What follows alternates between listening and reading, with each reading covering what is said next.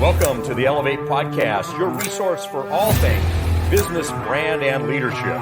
We are excited you have decided to join us today. Hey, everybody. Welcome to the Elevate Podcast. I'm Robert Kalin. Mike Newman, great to be with you here again. Today we've got another exciting episode, and I think we're calling this episode The Challenges of Feeling Too Busy. You know what? I don't think anybody here that's listening to this podcast really knows what feeling too busy feels like. Especially in this season, right? I mean, we are in the holiday season in the midst of gathering our family, gathering our friends, doing all the things. Thanksgiving was last week, and you know, we just have a lot going on. We have a lot going on. Yeah.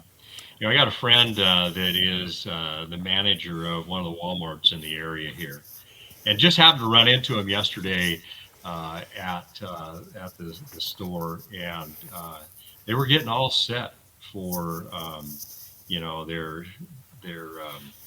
Black Friday, and I asked him, so what's it like to do all this preparation? He goes, it's just crazy. He goes, but you know what? It's worth it. And so I'm looking at around it, you know, they're putting, what do you call it, shrink wrap around all their displays so somebody can't touch it before it actually is the Black Friday stuff. And I was just enthralled with how they were setting everything up. And I thought, man, this is going to be a busy place. But he wasn't too busy. This is kind of my point. He wasn't too busy to stop and interact with me. He could have said, because I know him, he could have said, hey, Mike, thanks for stopping in to chat, but I'm just way too busy right now with all this. I mean, I probably talked to him for 10 or 15 minutes, you know. But at the same time, when I'm talking to him, he's helping a customer. He's talking to two different employees, but he always came back, you know, to finish our conversation. And I don't think that as leaders that we should ever allow ourselves to feel so busy that we don't have time to interact with the people that are our customers and the people that we work with. You know, I think a couple episodes ago we talked about this article from Don Yeager about the transfer portal. In that article, and it got me thinking about this busy part of things. As Don wrote the article, he says, too often, says the man known as Coach K, that leaders allow themselves to feel so busy that they communicate quickly and without taking the time to see whether their team fully heard them. And that represents a job only half done. They give instructions. And the quote from Coach K is that the person sending the message is responsible for making sure it's heard and understood in the way that it was meant. You know, so often we stop at, did you hear me? Yeah. Okay, great. Get busy. We don't do that check back to be sure it was understood in the way that it was meant. Yeah. So maybe we can talk for a little bit, Robert, about our own experiences where we as leaders maybe have, sent a message email-wise, and anticipating an outcome and it coming out significantly different than what we thought it was going to be. Well, I can give you one thought. This is a personal example. For those of you who are at Elevate number 1, you guys will remember this. But I was cutting my hair. I've cut my hair for years and years and years, just did it myself, you know, and I had always had my wife come in and trim the back of my neck, and just to get my hairline like clean, right? And this one particular time, we've got 3 kids under 6 years old, and my wife was like running like crazy, and I had come in, I'd got done from a long day of work, and went in the bathroom, cut my hair, and I said, hey babe, can you come in here and trim up my neck? And she's like, sure. And I hand her the clippers, and she starts shaving up my head. And I'm like, what are you doing? That's not what I meant. I just meant like clean up my neck. Yeah. So I had a hairline that started at the top of my ears. But it was because I didn't clearly communicate and say, okay, I just want you to trim my neckline, make sure that I don't have any hair on my neck. Anyway, yeah, miscommunications happen all the time. And I think this is one of the bigger problems in business, in leadership, is that we are so busy that we feel like when we say something that people hear it the way that we said it, right? And people are different. They don't always hear the same word. It might mean something different to them.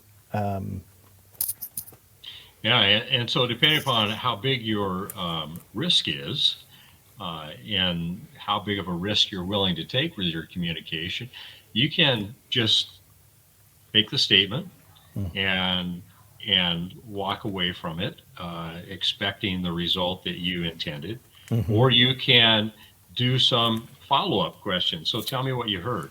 What is Yeah. it that you're going to do? I think too often early in my leadership was that I believed that people could read my mind. Not really, but I thought that I was a great communicator and they should understand the reason behind it. You know, we've talked a lot about the why of what we do many times. And so when our team understands the why it's important to do those things, it becomes part of the reason that they do it.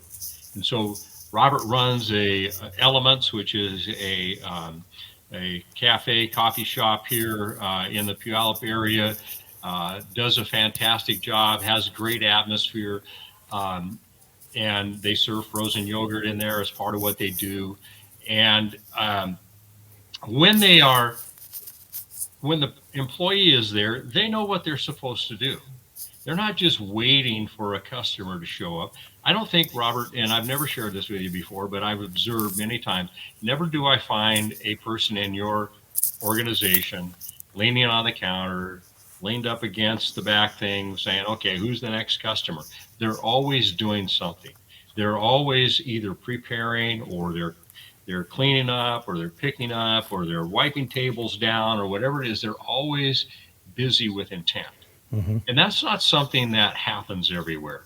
So maybe you can, and this is putting you on the spot a little bit, but maybe you can Yeah. tell our viewers and listeners about what it is that you do to assure that your team understands what it is that you expect out of them.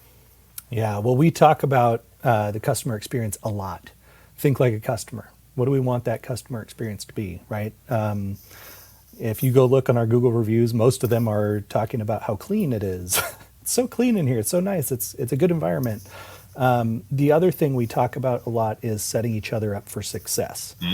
And so when we couple those two things together, where we're now outwardly thinking of what is the customer experience, but also how am I showing up for maybe the next person that's coming on shift, anticipating what their sales might be like, and giving them extra preparedness, right? Maybe it's cutting up extra fruits and vegetables for our juices. We do fresh pressed juices, and so little things like that. Maybe it's going down and wiping down tables, not just for the customer, but also for, I know that I've been really busy, and in the evening it gets even busier, and so I want to make sure that the tables are clean so that when the next person comes on, they don't have to think about that. They don't have to do that.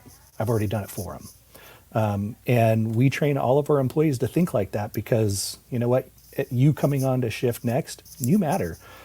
Customer walking through the door, I want to be able to show up and be present with them. I don't want to have a bunch of to-do lists to do that, I'm stressing about because the work hasn't been done. And so, yeah, that's kind of what we do at Elements.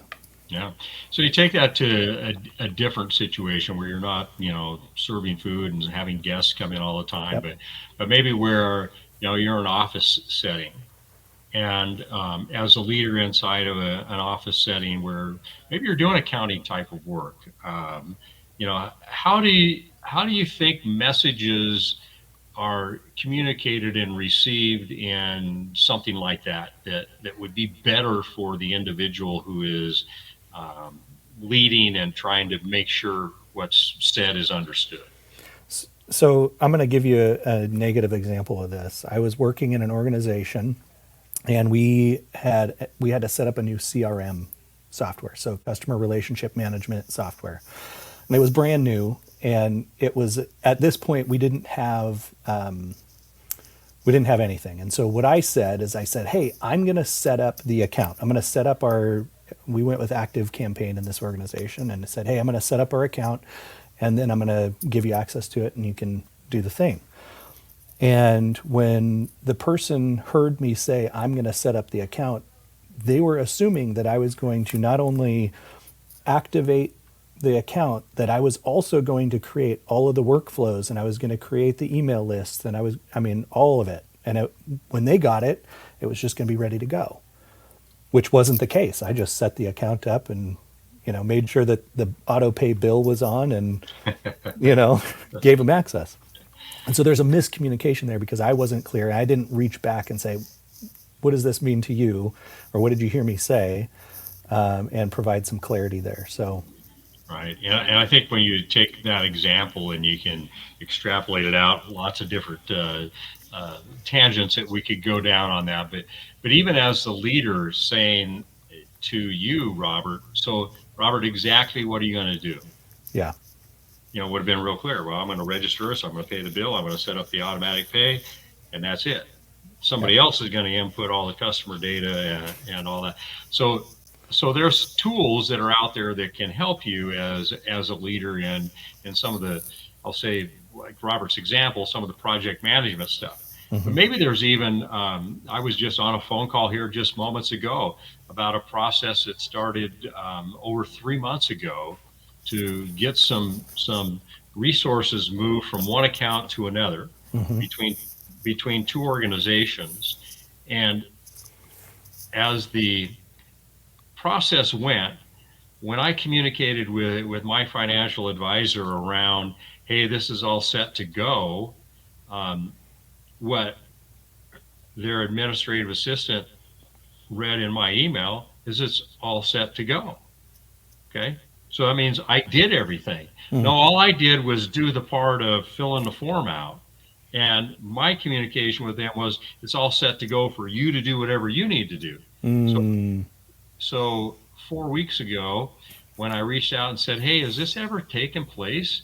And the response was, well, I thought you said it was all set to go. I haven't done anything with it. There was another step. So we've been working over the past week, and she just called and said, hey, we're moving closer, but there's still more steps, Mm-hmm. And so we sometimes rely on the expertise of people that we're working with, and we use short terminology. It's all set to go. Yeah. Meaning that it's ready. Okay. Yeah. Now I'm an old guy. Okay. And I hit a milestone yesterday in my life where I actually applied to Medicare, and I was on the phone with in a Zoom call with the person that's working with us on making sure everything's all set up, ready to go. And there's those words again, set up, ready to go. And so I said, I've had some recent experiences where it didn't go as well as I thought. Can you send me the detailed instructions you were just showing us on the screen here so I can walk through those so I make sure it's all set to go? Now, I'm pleased to say that I got a number that says I'm an old guy now for sure, and that I'll be ready to move forward with it. But there's still more to do once I get from the Social Security Administration the things that tell me that you're qualified. I still have more to do. It's not just that one spot. Mm-hmm. But I wouldn't have known that if I hadn't had this Zoom call with her and had her send me the details of what I needed to do. I would have figured it out, but I probably would have been a little more stressed about it. And I think that that's part of our role as leaders is when we communicate, when we send the message email-wise or to the team or whatever it is, that we make sure it's understood, as Coach mm-hmm. K said, understood in the way it was meant. I think that's huge. And I think another piece that I'd preface with this, if we don't build margin into our lives so that we have the ability to make sure that it's understood, the thought process through, mm-hmm. We're doing everybody that we lead a disservice. And this is part of feeling too busy, is because you know what? You are too busy. So what needs to get delegated, what can drop off and doesn't need it, what can be deleted ultimately from your list. And that way we can focus on the things that actually matter and do what matters. We've talked about DISC before in our conversations here, and I think it's really key on this one about feeling too busy that we don't communicate the way that we should. Mm-hmm. That if you don't know the personality styles of people on your team, you can miscommunicate really easily. And it's not intentional by you, and it's not intentional by the person hearing you. But as Robert's example and my examples that we've talked about so far, our language, someone hears it and they assume that it's done. Mm-hmm. And different personality types, if you're an I personality type, that inspiring type individual like Robert is, if you don't have systems in place to help you make sure you're doing what you need to do, you can go, oh, I talked about it. I know Mike's going to take care of that. There needs to be some methodology to follow that back around. Yeah, I thought about it, so it's done, right? Yeah. And there's others like me. I'm a very high C, a very detailed, tenacity-oriented person from the working genius side of things. I've got list upon list of things to do. But I make this horrible assumption that people think just like me and that they have their list. And so if you're a leader and you're a very detailed leader, yet your people that work with you maybe don't have that same level of detail, you can drive yourself nuts by trying to micromanage everything, or you can be clear in your communication about this is your role, these are your responsibilities, this is what I expect from you. Mm-hmm. Then having the other side, now tell me what you heard. Yeah, I think that's key. I think, understand your people and build in margin. And how much margin should you build in? Mm-hmm. Mm-hmm. How much margin do you need? So having run a big organization before, we had lots of meetings. And if you don't have a system of things, and I was in a school district, so we had lots of people running their own organizations.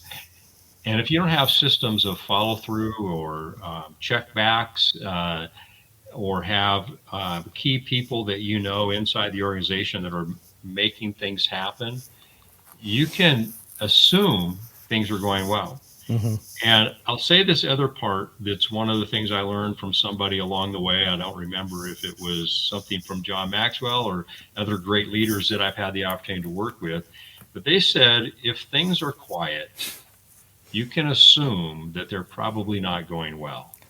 I mean, I think anybody with kids right now, just think about it. If you've had kids, they're quiet. What are they doing? Mm-hmm.